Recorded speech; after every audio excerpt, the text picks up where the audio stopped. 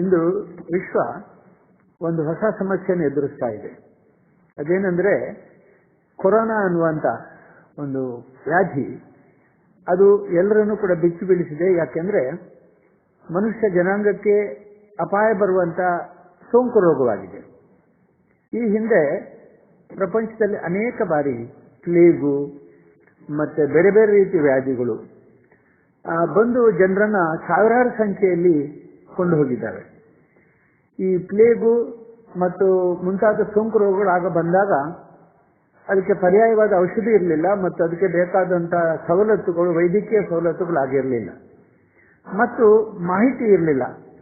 ಎಷ್ಟು ಜನ ಸತ್ರು, ಎಷ್ಟು ಜನ ಬದುಕಿದ್ರು, ಎಷ್ಟು ಜನ ಎಷ್ಟು ನರಳಿದ್ರು ಅನ್ನೋದಕ್ಕೆ ಲೆಕ್ಕ ಇಲ್ಲ. ಆದರೆ ಇವತ್ತು ಮಾಧ್ಯಮಗಳ ಸಹಾಯದಿಂದ ಇಡೀ ವಿಶ್ವದಲ್ಲಿ ಜಾಗೃತಿ ಉಂಟಾಗಿದೆ. ಕಲಿಯುಗ ಕೆಟ್ಟದ್ದು ಅಂತ ಹೇಳ್ತಾರೆ, ಆದರೆ ಕಲಿಯುಗ ಒಳ್ಳೇದು. ಯಾಕೆಂದ್ರೆ ಈ ಕಲಿಯುಗದಲ್ಲಿ ಮಾತ್ರ ಇವತ್ತು ಕಾಯಿಲೆಗಳು ಬಂದಾಗ, ಭೀಕರವಾದ ಆಪತ್ತುಗಳು ಬಂದಾಗ, ಬಿರುಗಾಳಿಯಿಂದ ಇರಬಹುದು ಅಥವಾ ಸಮುದ್ರದಿಂದ ಬರತಕ್ಕಂಥ ಅಲೆಗಳಿಂದ ಇರಬಹುದು ಅಥವಾ ಪ್ರವಾಹದಿಂದ ಇರಬಹುದು, ಒಣ ಸಂದರ್ಭದಲ್ಲಿ ಬರುವಂತ ಕಾಯಿಲೆಗಳಿಂದ ಇರಬಹುದು, ಎಲ್ಲ ರಕ್ಷಣೆಗೆ ಈಗ ಅವಕಾಶ ಇದೆ.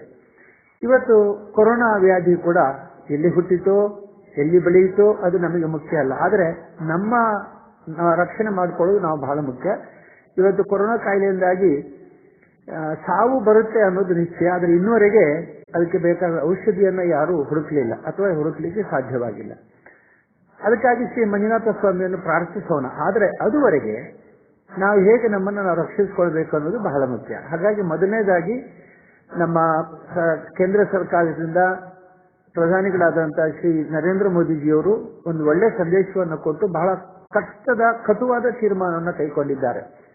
ಒಂದು ದೇಶ ಲಾಕ್ಡೌನ್ ಮಾಡೋದು ಅಂತಂದ್ರೆ ಪ್ರಧಾನಿಗೆ ಬಹುಶಃ ಅದಕ್ಕಿಂತ ದೊಡ್ಡ ಸವಾಲು ಇರಲಿಕ್ಕಿಲ್ಲ. ಅವರು ಅದನ್ನ ಸವಾಲನ್ನು ತೆಗೆದುಕೊಂಡು ಇವತ್ತು ಕಡ್ಡಾಯವಾಗಿ ಎಲ್ಲರೂ ಕೂಡ ಲಾಕ್ಡೌನ್ ಮಾಡಿಕೊಳ್ಳಿ, ಮನೆ ಒಳಗೆ ಉಳಿಯಿರಿ ಅಂತ ಸಂದೇಶವನ್ನು ಕೊಟ್ಟಿದ್ದಾರೆ. ನನಗೆ ಒಂದು ರೀತಿಯಲ್ಲಿ ಸಂತೋಷ ಏನು ಅಂತಂದ್ರೆ 99% ಜನ ಇದನ್ನು ಬಹಳ ಚೆನ್ನಾಗಿ ಒಪ್ಪಿಕೊಂಡಿದ್ದಾರೆ, ಅರ್ಥೈಸಿಕೊಂಡಿದ್ದಾರೆ. 1% ಜನ ಯಾರು ಅವಿಧೇಯತೆಯಿಂದ ಇದ್ದಾರೆ ಅವರನ್ನು ಒಂದು ಕ್ಷಣಕ್ಕೆ ನಾವು ಮರೆತರೆ 99% ಜನ ವಿಧೇಯರಾಗಿ ಸತ್ಪ್ರಜೆಗಳಾಗಿ ಸಂಪ್ರದಾಯವನ್ನು ಬೆಳೆಸಿದ್ದಾರೆ ಅನ್ನೋದು ನನಗೆ ತುಂಬಾ ಸಂತೋಷ. ನಮ್ಮ ದೇವಸ್ಥಾನಕ್ಕೆ ಶ್ರೀ ಮಂಜುನಾಥ ಸ್ವಾಮಿ ದರ್ಶನಕ್ಕೆ ಎಷ್ಟು ಜನ ಬರ್ತಾರೆ ನಿಮ್ಗೆ ಗೊತ್ತಿದೆ. ಆದರೆ ಕಳೆದ ಒಂದು ವಾರದಿಂದ ಒಬ್ಬ ವ್ಯಕ್ತಿ ಕೂಡ ದರ್ಶನಕ್ಕೆ ಬರಲಿಲ್ಲ. ಹಾಗಾಗಿ ಒಬ್ಬ ವ್ಯಕ್ತಿ ದರ್ಶನಕ್ಕೆ ಬರಲಿಲ್ಲ ಅನ್ನೋದು ಮುಖ್ಯ ಅಲ್ಲ, ಯಾರೊಬ್ರು ಬಂದು ಅಂತೇಳಿ ನಾವು ಹುಡುಕೋ ಅವಶ್ಯಕತೆನೇ ಇಲ್ಲ. ಇವತ್ತು ನಾನೆಲ್ಲ ಯಾರು ಈ ಶಿಸ್ತನ್ನು ಪಾಲಿಸಿದ್ದೀರಿ ನಿಮಗೆಲ್ಲ ಅಭಿನಂದನೆಗಳನ್ನು ಕೊಡ್ತೇನೆ. ಮಂಜುನಾಥ ಸ್ವಾಮಿ ಆಶೀರ್ವಾದ ಮಾಡಲಿ ಅಂತ ನಿಮ್ಗೆ ಹೇಳ್ತೇನೆ. ಉಳಿದವರಿಗೆ ಒಂದು ಸಂದೇಶ ಇದೆ ನೋಡಿ. ಇದು ಸ್ವಲ್ಪ ಅಭ್ಯಾಸ ಇಲ್ಲದ ಒಂದು ಸಂದರ್ಭ. ನೀವೆಲ್ಲರೂ ಕೂಡ ಮನೆ ಒಳಗೆ ಇರಿ, ಮನೆ ಹೊರಗೆ ಬರಬೇಡಿ. ಸಾಧ್ಯವಾದಷ್ಟು ಮಟ್ಟಿಗೆ ನಿಮ್ಮ ಆಹಾರ ವಿಹಾರ ವಿಚಾರಗಳನ್ನ ಮನೆ ಒಳಗೆ ಇಟ್ಕೊಳ್ಳಿ.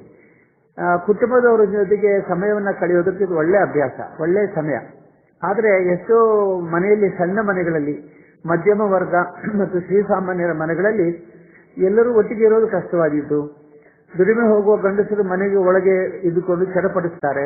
ಮಕ್ಕಳನ್ನ ಹತೋಟಿ ಮಾಡೋದು ಬಹಳ ಕಷ್ಟ. ಶಾಲೆನೂ ಇಲ್ಲ, ಆಟಕ್ಕೂ ಕೂಡ ಹೊರಗೆ ಹೋಗೋಕೆ ಅವಕಾಶ ಇಲ್ಲ ಅಂತ ಆದ್ರೆ ಮಕ್ಕಳನ್ನ ಹೇಗೆ ಹತೋಟಿ ಮಾಡ್ತೀರೋ ನಿಮಗೆ ಗೊತ್ತು. ಆದರೆ ಇಂತಹ ಒಂದು ಸಂದರ್ಭದಲ್ಲಿ ಮಕ್ಕಳಿಗೆ ಪ್ರಜ್ಞೆಯನ್ನು ಕೊಡಿ, ಜಾಗೃತಿಯನ್ನು ಉಂಟು ಮಾಡಿ. ಒಬ್ಬರಿಂದೊಬ್ಬರಿಗೆ ಹರಡುವಂತ ಈ ಸೋಂಕು ರೋಗಗಳಿಂದ ನಾವು ಬಚಾವಾದ್ರೆ ಮುಂದಿನ ದಿನಗಳಲ್ಲಿ ಅವರ ಭವಿಷ್ಯವನ್ನು ರೂಪಿಸಿಕೊಳ್ಳಬಹುದು ಅಂತ ಹೇಳಿ ಅವರನ್ನ ಎಚ್ಚರಿಕೆ ಕೊಡಿ. ಎಲ್ಲರೂ ಕೂಡ ಸಂಯಮವನ್ನು ಪಾಲಿಸಿ ಮನೆ ಒಳಗೆ ಇರಿ.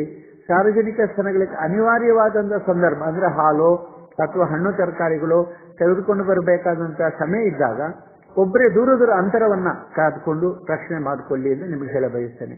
ಇನ್ನೊಂದು ಮಾತು, ಈ ಸಂದರ್ಭದಲ್ಲಿ ನೀವು ಆರೋಗ್ಯವನ್ನು ರಕ್ಷಣೆ ಮಾಡಿಕೊಳ್ಳೋದು ಬಹಳ ಮುಖ್ಯ ಇದೆ. ಹೇಗೆ ಆರೋಗ್ಯ ರಕ್ಷಣೆ ಮಾಡಿಕೊಳ್ಳೋದು ಅಂತಂದ್ರೆ ಸಾಮಾನ್ಯವಾಗಿ ಈ ಸಂದರ್ಭದಲ್ಲಿ ಸಣ್ಣ ಸಣ್ಣ ಮನೆಗಳಲ್ಲಿ ಹೊರಗೂ ವ್ಯವಹಾರಕ್ಕೆ ಹೋಗಲಿಕ್ಕೆ ಸಾಧ್ಯವಿಲ್ಲದೆ ವಾಯುವಿಹಾರ ಹೋಗೋದು ಮಾಡದಿದ್ರೆ ಯೋಗವನ್ನ ಅಭ್ಯಾಸ ಮಾಡಿ. ಯೋಗಾಸನಗಳು ನಾನು ದಿನ ಯೋಗಾಸನಗಳನ್ನು ಹಾಕ್ತೇನೆ, ಯೋಗಾಸನವನ್ನು ಮಾಡಿಕೊಳ್ತೇನೆ.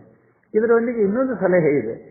ಈಗ ನಮ್ಮ ಹಿಂದೂಗಳಲ್ಲಿ ಎಲ್ಲರೂ ಕೂಡ ದೇವರ ಪೂಜೆಯನ್ನು ಮಾಡ್ತೀವಿ. ಆದರೆ ಹಿಂದಿನ ಕಾಲದ ಹಾಗೆ ಇವತ್ತು ಯಾರು ಕೂಡ ವ್ರತ ನಿಯಮದಿಂದ ಪೂಜೆ ಮಾಡೋದಿಲ್ಲ. ಬರೀ ನಮಸ್ಕಾರ ಮಾಡೋದು, ಊದುಪತ್ತಿ ಹಿಡಿಯೋದು, ಗಂಧ ಹಿಡಿಯೋದು, ಆರತಿ ಹಿಡಿಯೋದು ಮಾಡ್ತೀವಿ. ಅದರ ಬದಲಾಗಿ ಗಂಡಸರು ಕಡ್ಡಾಯವಾಗಿ 6ರಿಂದ 11 ಸೂರ್ಯ ನಮಸ್ಕಾರ ಅಥವಾ ದೀರ್ಘದಂಡ ನಮಸ್ಕಾರ ಮಾಡಿದ್ರೆ ಅದು ದೊಡ್ಡ ವ್ಯಾಯಾಮ. ಅದು ಮಹಿಳೆಯರು ಅಡ್ಡ ಬಿದ್ದು ನಮಸ್ಕಾರ ಮಾಡಬೇಕು. ದೀರ್ಘದಂಡ ನಮಸ್ಕಾರ ಅವರು ಮಾಡಬಾರ್ದು, ಪಂಚಾಂಗ ನಮಸ್ಕಾರವನ್ನು ಅವ್ರು ಮಾಡಬೇಕು.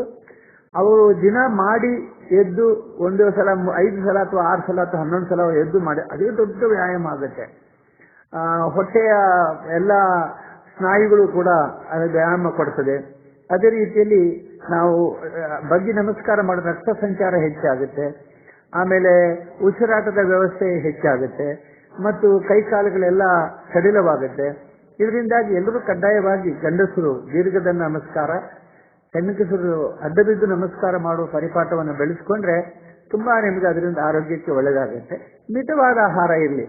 ಸ್ವಾಭಾವಿಕವಾಗಿ ಬೇಕಾದಷ್ಟು ಆಹಾರ ಸಿಗೋದಿಲ್ಲ, ಹೋಟ್ಲ ಆಹಾರ ನಿಮಗಂತೂ ಈಗ ಸಿಗೋದಿಲ್ಲ, ನಿಮ್ಮ ಪುಣ್ಯ.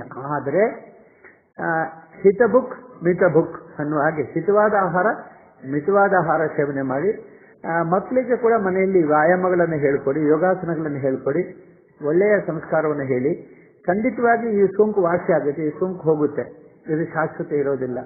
ಅದರಿಂದ ಮಂಜುನಾಥ ಸ್ವಾಮಿಲಿ ನಾವು ನಿತ್ಯವೂ ಕೂಡ ಇಲ್ಲಿ ಪೂಜೆ ಮಾಡ್ತಾ ಇದ್ದೇವೆ, ಅನೇಕ ರೀತಿಯ ಹೋಮಗಳನ್ನು ಮಾಡ್ತಾ ಇದ್ದೇವೆ, ಪೂಜೆಗಳನ್ನು ಮಾಡ್ತಾ ಇದ್ದೇವೆ, ಅರ್ಚನೆಗಳನ್ನು ಮಾಡ್ತಾ ಇದ್ದೇವೆ. ಇದೆಲ್ಲ ಲೋಕ ಕಲ್ಯಾಣಕ್ಕಾಗಿ, ನಿಮ್ಮೆಲ್ಲ ಹಿತಕ್ಕಾಗಿ. ಹಾಗಾಗಿ ನೀವೆಲ್ಲರೂ ತಿಳ್ಕೊಳ್ಳಿ, ನಿತ್ಯ ದರ್ಶನ ನಿಮಗೆ ಮನಸ್ಸಿನಲ್ಲಿ ಅಂತರಂಗದಲ್ಲಿ ಮಂಜುನಾಥ ಸ್ವಾಮಿ ಇದು ನಡೀತದೆ. ನೀವು ಮನಸ್ಸಿನಲ್ಲೇ ದರ್ಶನ ಮಾಡಿ. ಫೋಟೋ ಇದ್ರೆ ಫೋಟೋ ದರ್ಶನ ಮಾಡಿ, ನಿಮ್ಮ ಕುಲದೇವರ ಫೋಟೋ ದರ್ಶನ ಮಾಡಿ, ಮನೆ ದೇವರ ಫೋಟೋ ದರ್ಶನ ಮಾಡಿ, ನಿಮ್ಮ ಸ್ಮರಣೆಯನ್ನ ನಿಮ್ಮ ಹಿರಿಯರು ತಂದೆ ತಾಯಿಗಳ ಮೇಲೆ ಇಟ್ಕೊಳ್ಳಿ. ಈ ರೀತಿಯಾಗಿ ಸಮಯದ ಪಾಲನೆಯೂ ಆಗುತ್ತೆ, ಅಂತರಂಗ ದರ್ಶನವೂ ಆಗುತ್ತೆ, ಲೋಕಹಿತವೂ ಆಗುತ್ತೆ. ನಾನು ಸುಖವಾಗಿರ್ಬೇಕು, ಇತರರು ಸುಖವಾಗಿ, ಲೋಕ ಸಮಸ್ತ ಸುಖಿನೋ ಭವಂತು ಅಂತಂದ್ರೆ ಎಲ್ಲರೂ ಸುಖವಾಗಿರ್ಬೇಕು ಅನ್ನುವ ಭಾವನೆಯೇ ದೊಡ್ಡ ಪುಣ್ಯ ಕೊಡುತ್ತೆ. ಹಾಗಾಗಿ ನೀವೆಲ್ಲರೂ ನಿತ್ಯವೂ ಕೂಡ ನಿಮ್ಮ ಸಂಯಮವನ್ನು ನೀವು ಪಾಲಿಸಿ, ಇತರರಿಗೆ ಕೂಡ ನೀವು ಮಾರ್ಗದರ್ಶಕರಾಗಿ, ಎಲ್ಲ ರೀತಿಯಲ್ಲೂ ಕೂಡ ಆದರ್ಶ ವ್ಯಕ್ತಿಗಳಾಗಿ ಈ ಸೋಂಕನ್ನು ನಮ್ಮ ದೇಶದಿಂದ ಹೊರಗೋಡಿಸುವಲ್ಲಿ ನಾವೆಲ್ಲರೂ ಕೂಡ ಕಟಿಬದ್ಧರಾಗೋಣ. ನಾವೆಲ್ಲರೂ ಸಂಕಲ್ಪ ಮಾಡೋಣ, ಒಳ್ಳೆ ರೀತಿಯಲ್ಲಿ ನಮ್ಮ ದೇಶವನ್ನು ಮುಂದುವರಿಸೋಣ, ಮುಂದಿನ ಜನಾಂಗಕ್ಕೆ ನಾವು ರಕ್ಷಣೆ ಕೊಡೋಣ ಅಂತ ನಿಮ್ಮೆಲ್ಲರನ್ನು ಕೇಳಿಕೊಂಡು, ಶ್ರೀ ಮಂಜುನಾಥ ಸ್ವಾಮಿ ನಿಮ್ಮ ಜೊತೆಗಿದ್ದಾರೆ, ನಿಮ್ಮನ್ನು ರಕ್ಷಣೆ ಮಾಡ್ತಾರೆ, ನಿಮಗೆ ಯಾವತ್ತೂ ಕೂಡ ಬರುವ ಆಪತ್ತನ್ನು ದೂರ ಮಾಡ್ತಾರೆ ಅಂತ ಹೇಳಿ ಮತ್ತೊಮ್ಮೆ ನಿಮಗೆ ಆಶ್ವಾಸನೆ ಕೊಟ್ಟು ನಿಮ್ಮ ಪರವಾಗಿ ಶ್ರೀ ಮಂಜುನಾಥ ಸ್ವಾಮಿಯನ್ನು ದಿನ ಪ್ರಾರ್ಥಿಸಿಕೊಳ್ತಾರೆ.